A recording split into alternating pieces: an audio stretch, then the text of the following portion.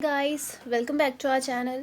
So in the previous video we have discussed about the definition of divisibility. We also studied about the definition of prime numbers, composite numbers. So today we will discuss about the division algorithm. Now what is division algorithm? Since हमने जो एक division algorithm ऐसे भी पढ़ी थी जो हम discuss कर लेते हैं, that is dividend is equals to divisor into quotient plus remainder. यही डिवीजन एल्गोरिदम है बेसिकली. बस इसको थोड़ा सा ना वो चेंज करके लिख देते हैं. वैसे हम यही अब डिवीजन एल्गोरिदम इन वर्ड्स इसको कैसे लिखेंगे. सपोज वो कह रहा है कि if A and B are integers. अब ए और बी आपने दो इंटीजर्स उठाए हैं with A is not equals to zero. मतलब ए क्या होना चाहिए, नॉन ज़ीरो. अच्छा, मैंने एक कंडीशन आपको डिविजिबिलिटी में दिखाई थी. डिविजिबिलिटी में मैंने कब कहा था कि ए जो है बी को डिवाइड करेगा कि एक मुझे ऐसा सी मिल जाए, देयर एग्जिस्ट एक ऐसा C such that B is equals to A C. और वहाँ पे ये चीज़ क्लियर हो गई थी कि एक हमें ऐसा सी मिल जाएगा, तब हम बोलेंगे कि A is divisible, A divides B. अच्छा, ए वहाँ पे मैंने एक चीज़ लिखी थी कि ए जो है आपका that should not be equals to zero. तो ये क्यों लिखा था, क्योंकि ये डिवाइज़र था और डिवाइज़र हमेशा हमने नॉन ज़ीरो उठाना है. तो यहाँ पे भी ये जो A not equals to zero ये डिवाइज़र ही है, that is not equals to zero. तो ये ए और बी आपने ऐसे इंटीजर्स उठाए. देन तो कहता है कि there exist unique Q and R. आपको यूनिक क्यू और आर मिलेंगे such that B is equals to A Q plus R. Now compare this equation with this. ये क्या है, dividend is equals to divisor into quotient plus R. On comparing हमें पता क्या चल रहा है कि बी क्या है हमारा dividend, A is divisor, B is quotient and R is remainder. तो यही सारी चीज़ें क्लियर हो गई. सिंस अब हमें दिख रहा है यहाँ पे डिवाइज़र हमारा ए है तो ए इज़ डिवाइज़र, और कुछ ऐसे हमारे अब क्यू और आर एग्जिस्ट कर जाएंगे सच दैट ये कंडीशन होल्ड हो जाए. अच्छा, वहाँ पर जब मैंने डिविजिबिलिटी की डेफिनेशन पढ़ी थी, मैं कह रही थी ए डिवाइड्स बी. तो मैंने एक चीज़ कही थी, डिवाइड करने का मतलब क्या होता है कि रिमाइंडर कितना आना चाहिए, ज़ीरो आना चाहिए. तो सिमिलरली अगर यहाँ पे रिमाइंडर ज़ीरो कर देंगे तो बन क्या जाएगा, B is equals to A Q. तो ये कुछ ऐसी इक्वेशन ही नहीं बन गई. तो ये सारी के सारी जो डिविजिबिलिटी की डेफिनेशन थी वो डिवीजन एल्गोरिदम से ही बनकर आती है, जिसमें रिमाइंडर क्या हो जाता है हमारा, ज़ीरो हो जाता है. अच्छा, एक कंडीशन उसने यहाँ पे एक और लिखी है कि जो रिमाइंडर आर होगा वो आपका कैसा होगा, ज़ीरो से लेके मॉड ए के बीच में होगा. अच्छा, मॉड ए की मैं पहले बात करती हूँ. हमने जो ए अब डिवाइज़र आपका कैसा होना चाहिए, वो कुछ भी हो सकता है, बस नॉट इक्वल्स टू ज़ीरो होना चाहिए. पर उसने यहाँ लिखा है कि हमें जो आर की वैल्यू वेरी करे, अब ग्रेटर देन ज़ीरो तो ऑटोमेटिकली पॉजिटिव वैल्यू आएगी, इसलिए हमने मॉड ए लगा दिया है कि अगर ए की वैल्यू नेगेटिव भी होगी तो भी हमने उसकी मॉड वैल्यू लेनी है. अच्छा, वो कह रहा है रिमाइंडर ज़ीरो भी हो सकता है. वो मैंने आपको बता दिया कि अगर रिमाइंडर ज़ीरो हो गया तो भी वो कंडीशन सेटिस्फाई करेगा, डिवाइड तो वो कर रहा है. अच्छा, एक चीज़ उसने लिखी है कि R should be less than A. अब ए है डिवाइज़र, तो ये हमें अंडरस्टूड है कि जो भी आपका रिमाइंडर कभी भी आता है वो हमेशा डिवाइज़र से लेस ही आता है. अगर डिवाइज़र से बड़ा आएगा तो आप उसको पहले डिवाइड करोगे. हम ऐसे ही करते हैं ना, हम डिवाइड तब तक करते जाते हैं जब तक कि वो डिवाइज़र से छोटा ना बन जाए. सिंस अगर मैं कह रही हूँ आपको कोई भी नंबर ले लो, जैसे 45 मैं कह देती हूँ, तो आप इसको 3 से डिवाइड करोगे तो आप इसको तब तक डिवाइड करोगे जब तक, जैसे अभी तो नॉर्मल आप 3 से डिवाइड कर दोगे इसको तो ये 15 बन जाएगा. अभी भी ये जो रिमाइंडर है ये डिवाइज़र से बड़ा है तो मतलब मैं इसको और डिवाइड कर सकती हूँ, तो हम 15 से करेंगे. इसको तब तक करते जाओ जब तक आपको रिमाइंडर क्या है, लेस देन डिवाइज़र ना मिल जाए. तो ये डेफिनेशन आपकी डिवीजन एल्गोरिदम की थी. अच्छा, इसी की एक कॉरोलरी भी होती है, जैसे कि if A B are integers with A not equals to zero, then एक ऐसे यूनिक क्यू और आर एग्जिस्ट करेंगे such that B is equals to A Q plus R. अब यहाँ पे सेम ही होगा जैसे डिवीजन एल्गोरिदम में पढ़ा था, बस कंडीशन में क्या चेंज आएगा, that is mod A by two minus of mod A by two is less than equals to R is less than mod A over two. ये कंडीशन यहाँ पे आ जाएगी. बस अब हमने इस पे ध्यान देना है. ये आपकी क्रॉलरी है, ये जो भी हमारी कंडीशन बनी है ये डिवीजन एल्गोरिदम से ही बन के आती है. मतलब अब ये वाली चीज़ भी होल्ड कर सकती है. तो आपने इसके प्रूफ पे नहीं जाना है, हम इसका प्रूफ नहीं करेंगे क्योंकि हमने ज़्यादा इसको डिटेल में नहीं पढ़ना. हमने वैसे ही इसको ध्यान में रखना है कि ये कंडीशन ये भी होती है जो कि निकलती है कहाँ से, डिवीजन एल्गोरिदम से ही फॉर्म होकर ये कंडीशन बन के आती है. Now next is the greatest integer function. Now what is greatest integer function? Suppose आपके पास x कोई रियल नंबर है.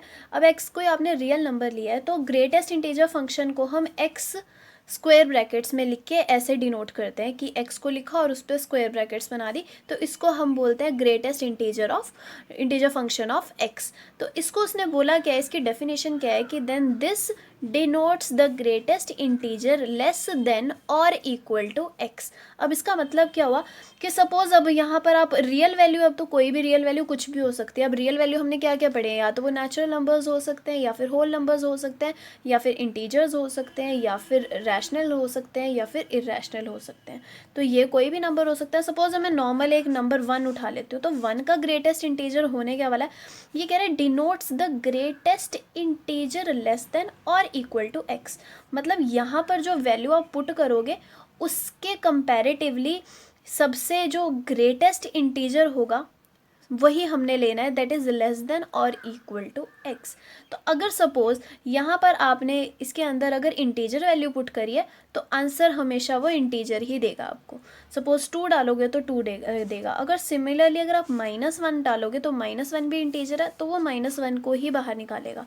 तो मतलब इंटीजर वैल्यू पुट करोगे तो इसने इंटीजर ही देना है। सिमिलरली नेचुरल वैल्यू भी एक इंटीजर वैल्यूज़ ही हैं, तो नेचुरल डालना तो वो भी सेम ही आएंगी। और अगर हम 0 की बात करेंगे तो भी वो 0 ही बाहर निकालेगा, होल नंबर्स भी क्योंकि इंटीजर्स होते हैं। तो नेचुरल, होल नंबर्स और इंटीजर्स के लिए ये चीज़ तो पूरी हो गई। अब बात करते हैं रैशनल नंबर्स के लिए। सपोज़ अगर आप रैशनल नंबर, सपोज़ अगर मैं बोलती हूँ 1/2 की वो वैल्यू बोल रहा है, तो पहले हमारा काम क्या होगा, इसको डेसिमल फ्रैक्शन में लिखना। तो डेसिमल रिप्रेजेंटेशन इसकी क्या आने वाली है, 0.5। अब देखो यहाँ पर ये इंटीजर वैल्यू नहीं है, पर हमने यहाँ पे क्या करना है, हमने इसके जस्ट लेफ्ट में देखना है कि सबसे बड़ा इंटीजर कौन बैठा है। इसको आप नंबर लाइन पे भी बना सकते हो। अगर मैं नंबर लाइन पे बनाऊँ, यहाँ पे 0.5 कहीं होगा और यहाँ पे कहीं 0 होगा। तो हमने क्या करना है, उस नंबर के जस्ट लेफ्ट में देखना है कि इंटीजर कौन सा बैठा है। इसके जस्ट लेफ्ट में इंटीजर है 0, तो आंसर विल बी 0। सिमिलरली अगर मैं बात करूँ यहाँ पे -0.5 की, तो -0.5 का आंसर क्या होगा। अब -0.5 यहाँ कहीं होगा, तो -0.5 यहाँ है, इसके जस्ट लेफ्ट में इंटीजर कौन बैठा होगा, -1। तो इसका आंसर क्या आने वाला है, -1। तो बस अब यही ध्यान देना है यहाँ पे, हमने अगर इंटीजर वैल्यूज़ पुट करोगे तो इंटीजर ही निकाल के देगा, और अगर अदर देन वैल्यूज़, इंटीजर्स के अलावा कुछ वैल्यूज़ आएँ तो वहाँ पे क्या करना है हमने कि नंबर लाइन पे ड्रॉ कर लो, या फिर सिंपल देख लो कि उसके जस्ट लेफ्ट में कौन सा बड़ा इंटीजर है, वही उसका आंसर बन जाएगा। एक और एग्जाम्पल लेके देखते हैं। सपोज आपको एग्जाम्पल दिया है उसने, मिक्स्ड फ्रैक्शन ले लेते हैं, -5/2/3 मिक्स फ्रैक्शन है। तो पहले तो इस मिक्स फ्रैक्शन को सॉल्व कर लो। जब सॉल्व करेंगे क्या बन जाएगा, -17/3। अब मैंने आपको क्या बोला, कभी ऐसा नंबर आया तो क्या करो, इसकी डेसिमल रिप्रेजेंटेशन लिखो। इसकी डेसिमल एक्सपेंशन क्या आएगी, हमने पूरी सॉल्व ही नहीं करनी, हमने जाना ही नहीं आगे तक। देखो ध्यान से, -5 पॉइंट समथिंग आने वाला है, हम आगे सॉल्व नहीं करेंगे। -5 पॉइंट समथिंग है, तो देखो यहाँ पर आपका -5 पॉइंट समथिंग बैठा होगा। तो -5 पॉइंट समथिंग के पीछे जस्ट पीछे कौन सा इंटीजर है, -6। तो आंसर विल बी -6। तो इसको बोलते हैं greatest integer function. Now next is, suppose आपको x से एक नंबर दिया है 5.5। तो ग्रेटेस्ट इंटीजर ऑफ 5.5 में क्या लिख सकती हूँ, 5 आएगा, क्योंकि इसके जस्ट लेफ्ट में इंटीजर कौन है, 5 बैठा है। अच्छा, मैं 5.5 को ऐसा लिख सकती हूँ 5 + 0.5। इससे हुआ क्या, अब 5.5 का मतलब क्या बना, इसका मतलब है कि मैं इसको ऐसे लिख सकती हूँ, ये तो x की वैल्यू थी, that is x is equals to, और ये 5 था क्या हमारा, that is greatest integer of x। तो इसको मैं x का ग्रेटेस्ट इंटीजर लिख सकती हूँ, प्लस दिस 0.5। अच्छा, अब ये हुआ क्या, इस 0.5 को मतलब हम क्या बोलते हैं यहाँ पे, फ्रैक्शनल पार्ट बोलते हैं।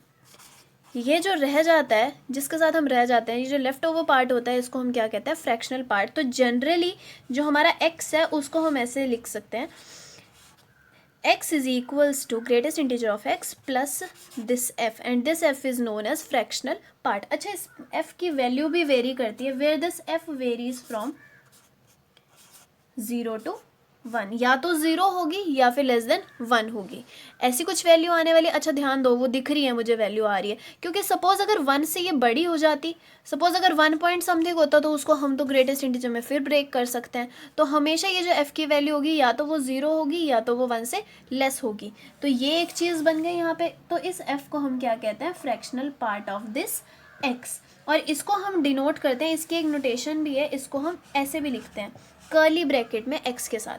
तो इसको हम बोलते हैं फ्रैक्शनल पार्ट। तो यहीं से एक फॉर्मूला और बन जाता है कि अगर सपोज आपको बोल रहा है फ्रैक्शनल पार्ट का फॉर्मूला बनाओ, तो हम क्या करेंगे, कर्ली ब्रैकेट x, अब इसको यहाँ रखोगे, इस इंटीजर को इधर भेज दोगे, तो आंसर क्या बन जाएगा, x minus greatest integer of x। So this is the formula for fractional part of x। अच्छा, यहाँ पर जो ग्रेटेस्ट इंटीजर है, ग्रेटेस्ट इंटीजर फंक्शन को हम इंटेग्रल पार्ट फंक्शन भी बोलते हैं या फिर इसको ब्रैकेट फंक्शन भी बोलते हैं।